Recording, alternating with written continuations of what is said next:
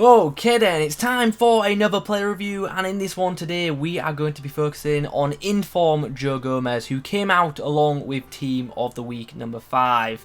Now, Joe Gomez's non-inform is a brilliant card, it really is, and I've been using it a lot in this year's FIFA. I think I've still got my other one in the club somewhere. There he is. 78 games with the non-inform, really do enjoy it, it's a very good card.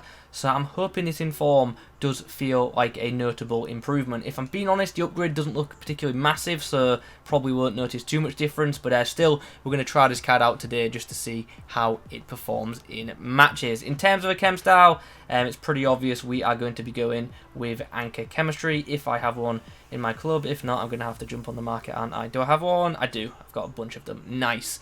Okay, so chem style applied. Let's talk about this card, shall we? Looks very nice, as you would expect. Very good pace and very good in-game stats. That pace column obviously makes this card just so much more expensive than most other centre-backs in the game.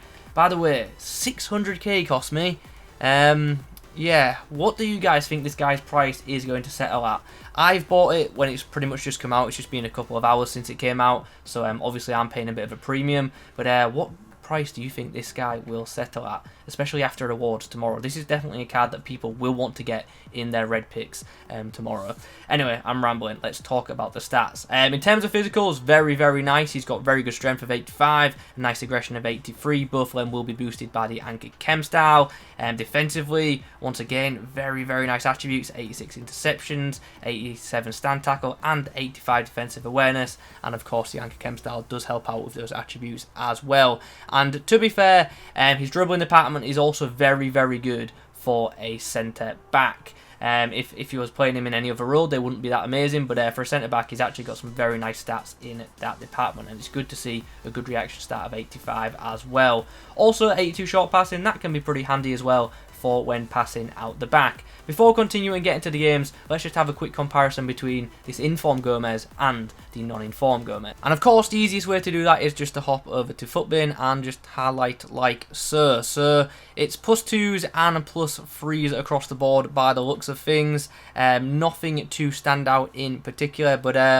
yeah, still, the card obviously does look very good. Interestingly, the price difference is massive. The inform is coming in around 600k at the current time, and then the non-inform is currently just over 100k. I think he was like just below 100k yesterday, but he's obviously risen today. So yeah, is this card worth ×5 or ×6 of the non-inform? Probably not, but let's find out. Let's get in some games and let's test out inform Joe Gomez. So on debut, Joe Gomez is going to be given the task of handling the OP Rodrigo and also one to watch Diogo Jota and Willian. So yeah, hopefully we can keep a clean sheet in this match. Our position's going to try and get down this wing. Joe Gomez will stay in pursuit of Jota. He's got the pace to keep up with him, and he's also just going to dispossess him with ease there. Yeah, nice. Joe Gomez, good strength just to shield the ball away from Rodrigo there. Not the most convincing of pass of his left foot, but nonetheless, danger was cleared. Win that. Nice. Oh, not the best clearance header, but enough was done. Although I am just panicking with my clearances right now. Eventually, we will get the ball away. Okay, I think my opponent's about to quit, and as you can see by the scoreline, he has. This game just, it got crazy real quick. It really did. Yeah, I don't know what to say. Like, goals were just getting like scored at each end. It was pretty mad. Neither of us were defending particularly well. Let's move on into the next match. I swear every team I'm coming up against tonight is just Premier League themed. We've got Richarlison, Bale and Alan Saint-Maximin to deal with. Also Gabriel Jesus. I'm presuming this guy's going to go 4-2-3-1, judging by his starting 11. Okay, clears it to Gomez. Gomez is now going to try and switch play. That's a bit heavier than what I would have liked out of that pass, to be honest. Can we get this man out of our box, please? Thank you. Well, I've got to admit, I didn't expect to be 2-0 up when it was at the 40th minute mark, because we were, you know, under a lot of pressure. Possession's at like 60-40 to my opponent right now, so we've had to soak up a lot of pressure, but we scored 2 goals literally just before half time, and that's given us a pretty comfortable lead heading into the second 45.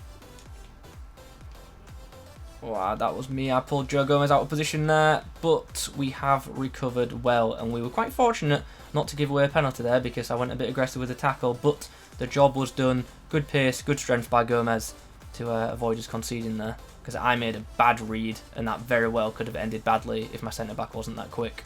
Gomez goes along with this pass, and can we create a chance? Nah, there's a bit too much on it, unfortunately. Mbappe is fast, but he's not that fast. Although we still might score off this. Oh, what a goal. What a goal. I love Mbappe in this game. He's a bit good, you know. He's quite good. So, full time has come around and the game has ended in a pretty ridiculous 6-1 scoreline. So that's back-to-back games now where we've scored 6 goals. So, you know, it definitely helps having Kylian up front. Anyway, in terms of defence, I actually thought we defended quite well in that game. It really wasn't a 6-1 game. So, yeah, happy. A bit disappointed not to have the clean sheet, but defensively I thought we were pretty solid. Next match, and we are up against Memphis Depay, Ben Yedder and Gabriel Jesus. Also, my opponent's got a very nice French-themed backline as well. So, yeah, quite a nice team, this one. Although it is worth mentioning, Depay and Ben Yedder not on full chem.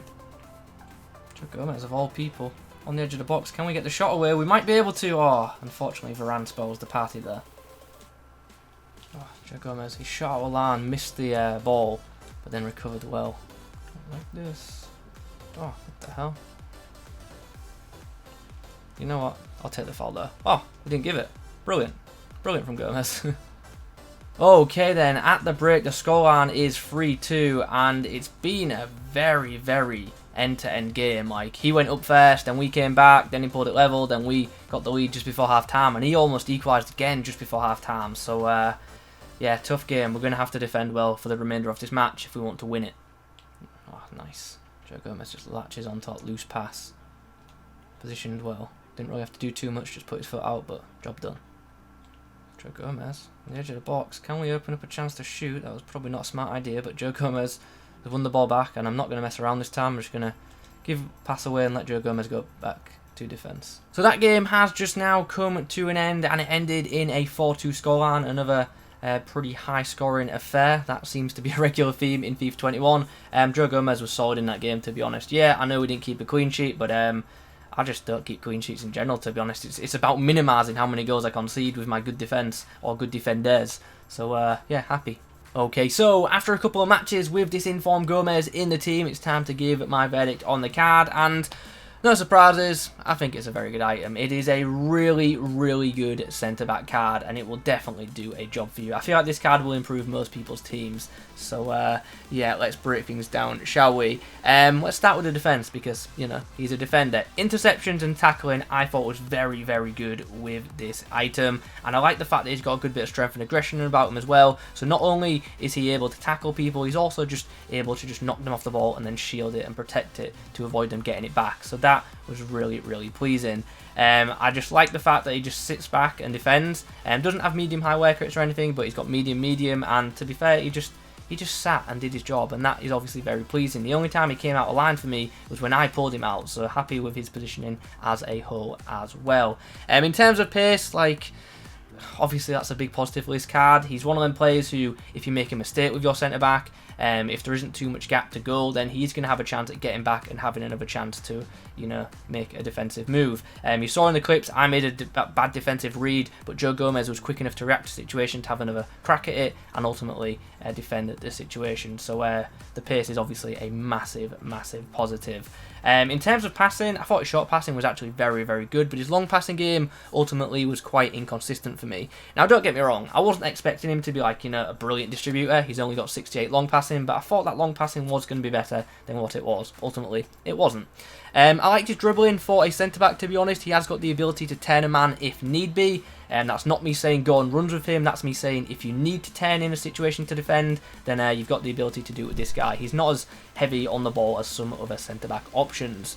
And another thing I need to mention as well is, aerially, I thought this card was good, but not brilliant. He's just not as dominant in the air as other centre-backs in the game. So just something to note there. Definitely not saying the aerial ability is bad, but compared to some other centre-backs, someone like a Van Dijk, who obviously is a very, very top tier centre back. He just isn't as dominant aerially as them, but still, this is a very, very good centre back card.